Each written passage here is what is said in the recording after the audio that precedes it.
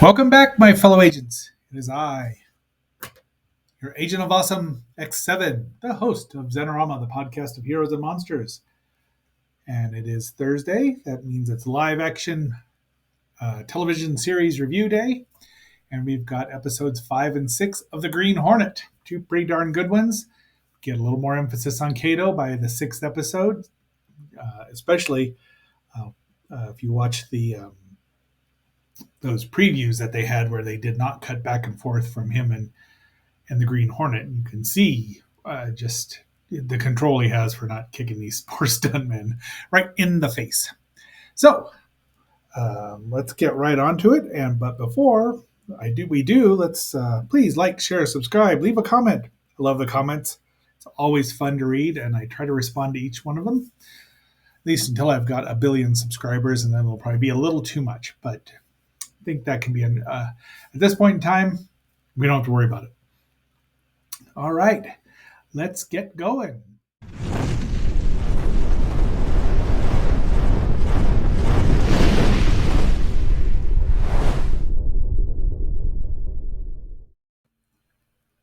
All right, Mr. Hurt, hit it.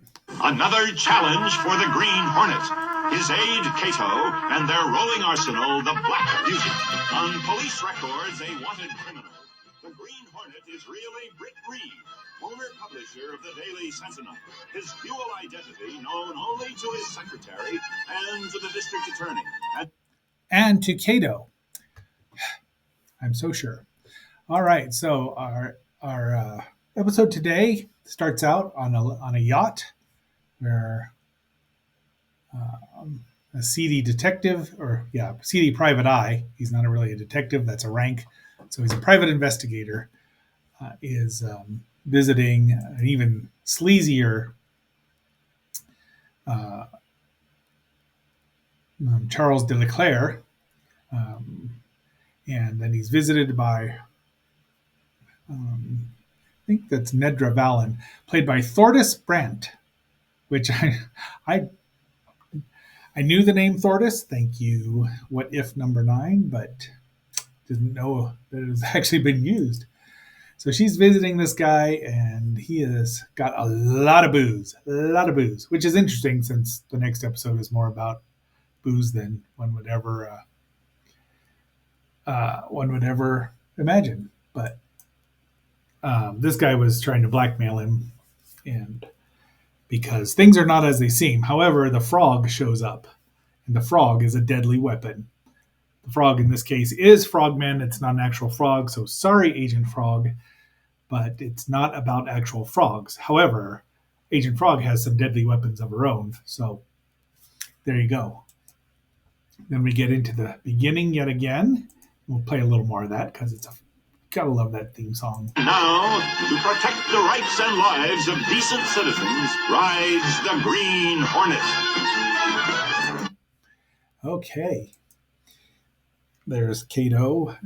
All right, there we go. The title there above the standard Daily Sentinel. This was a thing, and the frog is actually the frogmen are not really used that much. But be that as it may, we're having a conversation. Of course, Brett's got a date there. This is late at night, 9ish, 10ish in the evening, and they're still at work.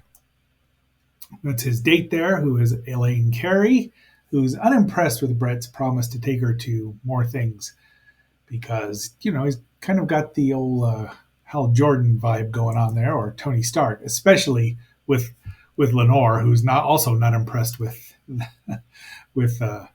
Miss Carey there.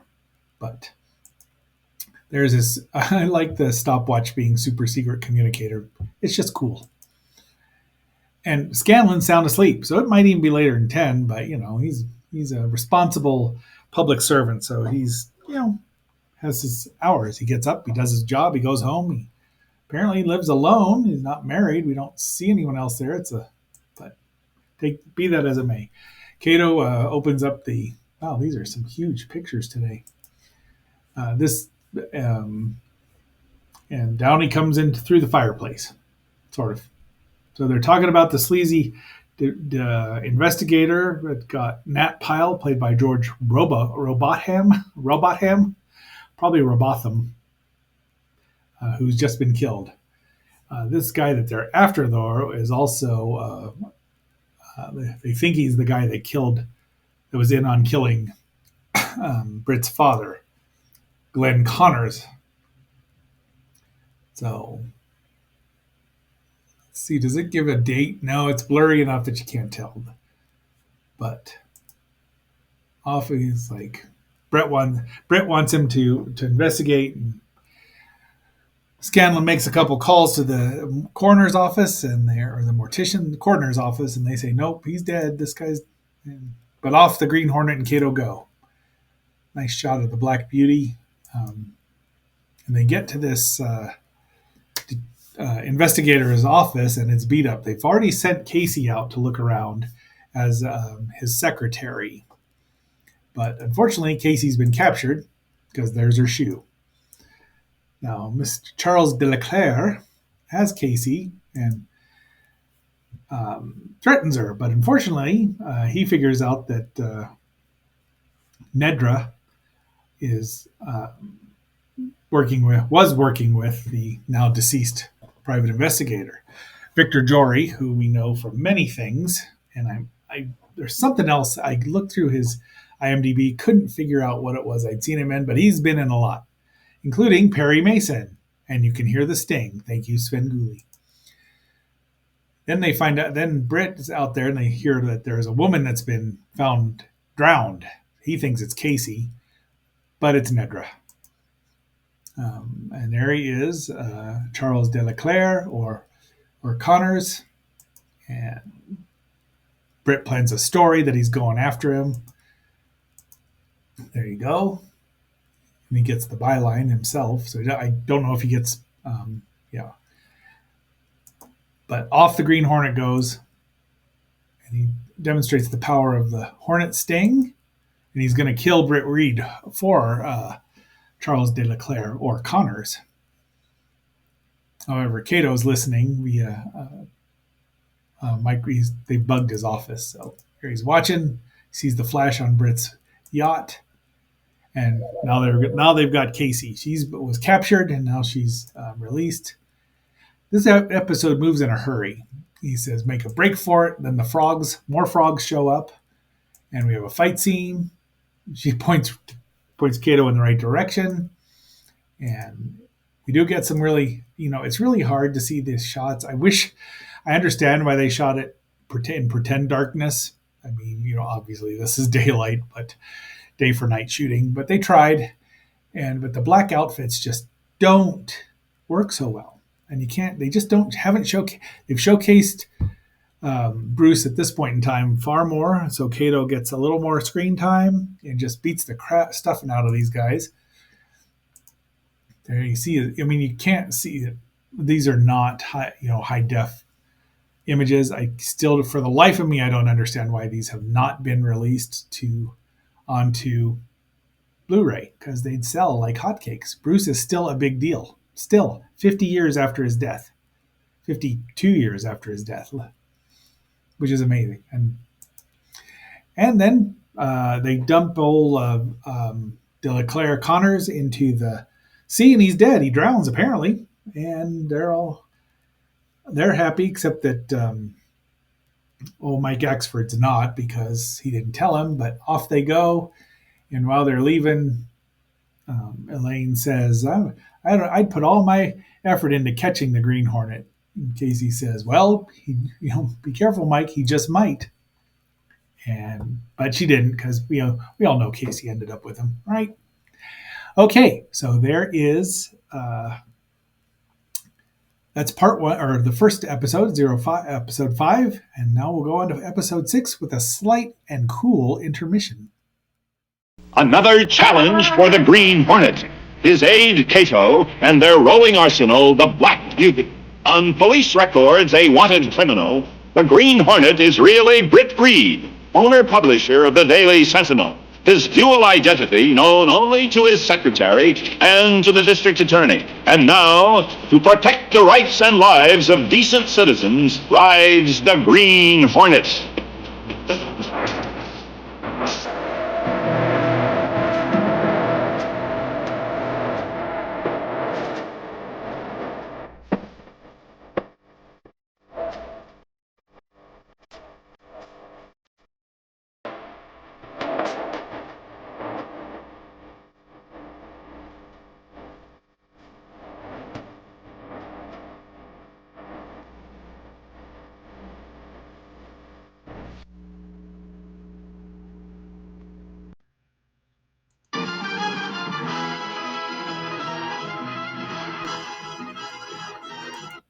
Okay, so we open up in a nice shot of some area of Southern California that's probably got malls and condos and really ridiculously expensive houses. But right now, it's all farmland. It's Dirk's Dairy. Dirk. So apparently, that's where they get all the milk. Okay, and then we just go on into it. There's Dirk and some poor schlub that does not want his want to do business with Mr. Dirk. Dirk is played by Jason Evers, who was in the brain that wouldn't die, and it looks like he was in an episode of Star Trek, at least a couple episodes. The Green Berets, Claws. I don't know what that is. 1977. It was in Basket Case, the A-Team, the Dukes. I'm trying to see which Star Trek episode he was in. It's the one where they get sped up and the aliens sound like flies. You hear them, bzzz, the high pitched sound because they're moving at an impossible rate. Mod Squad, Star Trek as Raoul, and just as one episode. Anyway, very good actor, and but this guy doesn't want to do business with him, so he's gonna. There's this helicopter, and they're loading the quote unquote milk. Helicopter drives by, and they drop bombs on him, and that's it. There's his little bomb there. Boom. So there's the MO. That's how they get rid of their competition. And what do they do? Just bury these people somewhere and they're never seen again because they're all gangsters ish.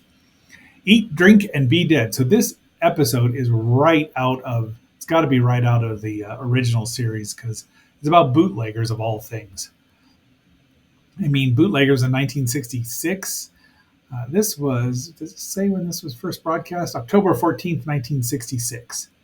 So, I mean, how much it's probably illegal hooch. So, and there we get to see how the setup there is in right there. So there's the control studio, and Britt's office is over here, which is still a weird setup. But they go on, they talk about the bootleggers, and now Dirk is annoyed and he wants to get rid of Britt Reed. So the Black Beauty has automatic opening doors, which is kind of cool. This car had to weigh about 3 tons. It probably could go a little faster than the original Batmobile, which was top speed was about 40, but it couldn't have gone much faster because it still had to be weighed down with all the accoutrement. And we'll see that. They do a good job of the Green Hornet making sudden appearances because this guy thought he heard something at the front door, and then there's the Green Hornet inside his bar, and Kato at the front door. He tries to run out, pours him a couple shots, each one of the good stuff, really smooth as velvet. My guess would be bourbon, but I don't know if I trust bootleg and hooch ever. It's like poaching. Bruce Lee I can see why people thought he was ridiculous. He had the best face, the game face there. And so does Ben Williams, has a good game face there. He's telling him, don't mess with me. Doesn't drink the hooch, though. Look at that. I like the fact that they don't darken their eyes when they have a mask on. It's just that they started, I don't know if they started that with Batman in 1989, but I'm like, and then they take their mask off and their mascara would mysteriously disappear. I mean, really? I mean, I understand why he'd have done it because you don't want those lights shining. But look, another a gadget there for tracking. Is there's our the scanner, aka a proto. Um, you know what those things are called? Drone, a proto drone, really, and it's got some range on it. That's for sure, and power because it follows them right to the dairy. Then Casey calls Britt and says they've captured Mike. So last episode, Casey was the hostage. This episode, Mike's the hostage. It happens. So now they got to figure out how to get Mike out of there alive. So once again, the lights go off. It's like at an ECW show. The lights go off, or and Sting shows up. That would be WCW or the WWF. When yeah, I'm old enough to call it the WWF. Not old enough to call it the WWF, but the lights go out and the Undertaker shows up, or Kane, or whoever. The lights going out is a ridiculous. It needs to be retired. It's just dumb. He wants a piece of the action. Don't tell Jim Coik though. So he gives himself up. He has Kato roll up and throws him out, and they grab him. And there's Mike. Then the black. Look at this shot of the Black Beauty. If this was in high def, it would look gorgeous. And it's menacing. I mean, any of those cars possessed by demons or whatever they are, they can't top this. They would have been nicer if it had been a little darker outside, but they did a great job here. And Kato uses the front end rockets. They've got rockets in the front to attack him. Everybody, what's going on? He plays a tape of the Green Hornet saying, "I want 25% now," and so they go on the offensive. Britt socks Axelrod, the Axelrod. I don't know where I got that from. He knocks Mike out, and then he rescues him, puts a bomb there, a tiny little bomb, but it's on hooch, so alcohol is kind of flammable. Kato runs around back, blows open the back door. And of course, Dirk takes off in his little helicopter, holds two people, and bombs. And Britt changes into the Green Hornet. Mike's still unconscious and left the blindfold on just in case. Off the chase goes on. Of course, they're not going to drop the bomb on the expensive car, that's for sure. But they get pretty close. I was really impressed at the timing of because they have somebody in the air, another helicopter, filming this, and they've got to do this in as few takes as possible, because if they screw up, they got to do it again. It's going to take more time and more effort and more film, more money. Finally, the bad guys think they hit the Black Beauty, which is probably bomb-proof. It's definitely bulletproof. Dirk and his pilot open up the thing. They see Mike in there, and then Kato beats the stuffing out of the pilot. And they film it, so they shoot it really well. You can see him, his leg flashes out like lightning, literally. But you think that he hits the guy, and he misses him completely because he's safe. You don't want to beat up. The bomb goes off, explodes. There goes a lot of the proof, I would guess. But Axford's called in and goes and arrests everybody. Off they go. And now back at the Daily Sentinel, there is Mike. He's complaining that the Hornet was on their side for a change, and Detective Scanlon says, "Well, it was an accident. Who knows what they'll do next?" And the copy girl there is played by Joanne Milan. William Dozier, of course, is the narrator and producer, so he didn't have to pay himself twice, but he might have. Illegal ring broken. So Axford's upset because Scanlon's getting all kinds of roses, or flowers, as they say now. And they'll say, and right when they were going to get killed, Brett tells Mike he was going to give him a raise, and then he's like, "Okay, don't tell him." Tells Casey to go down to accounting and bump up Mike's pay extra 15% a week. So obviously, it's good to be friends with the boss. All right, my fellow agents, there we have our 2 episodes. I think they're really good ones. Quite entertaining. Move along at a fast clip. And that's it, though. So grab your Hornet Stinger. Make sure you've got it locked and loaded, and your gas gun. And until our next assignment, this is X7 signing off.